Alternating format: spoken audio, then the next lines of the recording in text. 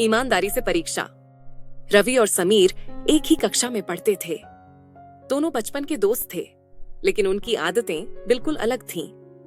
रवि एक मेहनती और समझदार छात्र था। दूसरी ओर समीर, जिसका दिल पढ़ाई में कम और शरारतों में ज्यादा लगता था। गर्मियों की छुट्टियों के बाद स्कूल खुला और शिक्षक ने घोषणा की, बच्चों, अगले हफ्ते से वार्षिक परीक्षा शुरू हो रही है। सभी को पूरी मेहनत से तैयारी करनी चाहिए। परीक्षा का सुनते ही समीर की हालत खराब हो गई और उसे देखकर सारी क्लास हंसने लगी। समीर, हमें पढ़ाई शुरू कर देनी चाहिए। परीक्षा नजदीक है। अरे यार, इतनी जल्दी क्या है? अभी तो बहुत समय है।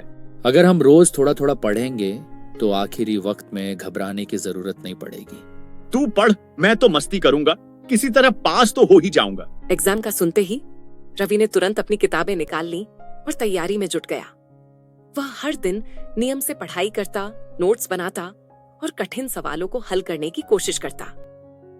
दूसरी ओर समीर ने शुरुआत में तो पढ़ाई करने की सोची, लेकिन कुछ ही दिनों बाद उसने पढ़ाई छोड़ दी और मोबाइल गेम खेलने में लग गया।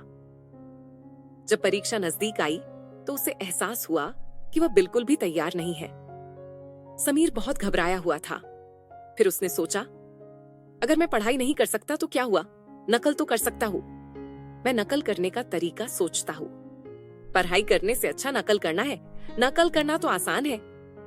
उसने छोटे छोटे कागजों पर उत्तर लिख लिए और उन्हें अपनी जेब में रख लिया। उसने सोचा कि परीक्षा में ये कागज निकालकर आसानी से उत्तर लिख लेगा और किसी को पता भी नहीं चलेगा। अगले दिन परीक्षा शुरू हुई। शिक्षक ने सभी छात्रों से कहा कि कोई नकल नहीं करेगा, वरना सख्त कार्रवाई होगी।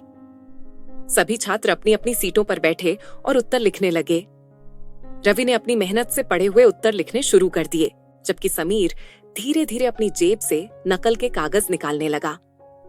जैसे ही उसने कागज निकाला, शिक्षक की नजर उस पर पड़ गई। शिक्षक तुरंत उसके पास आए और उसकी पूरी नकल पकड़ ली गई। यह देखकर समीर का चेहरा फक पड़ गया। परीक्षा के बाद जब परिणाम घोषित हुए तो रवि ने पूरे स्कूल में प्रथम स्थान प्राप्त किया। वहीं समीर को परीक्षा में फेल कर दिया गया और उसे प्रिंसिपल के सामने माफी मांगनी पड़ी। प्रिंसिपल ने पूरे स्कूल के सामने कहा, ईमानदारी से मेहनत करने वाला हमेशा सफल होता है और धोखा देने वाला अंत में हार जाता है। समीर, तुमने इस कहानी से क्या सीखा? मैंने ये सीखा कि मेहनत का कोई शॉर्टकट नहीं होता। और ये भी कि नकल से कुछ समय के लिए सफलता मिल सकती है, लेकिन सच्ची सफलता मेहनत से ही आती है। अगर आपको हमारी वीडियो अच्छी लगी हो तो वीडियो को लाइक करना और कमेंट में जरूर बताना कि आपने इस कहानी से क्या सीखा है। और हाँ, चैनल को सब्सक्राइब करना भी ना भूलें।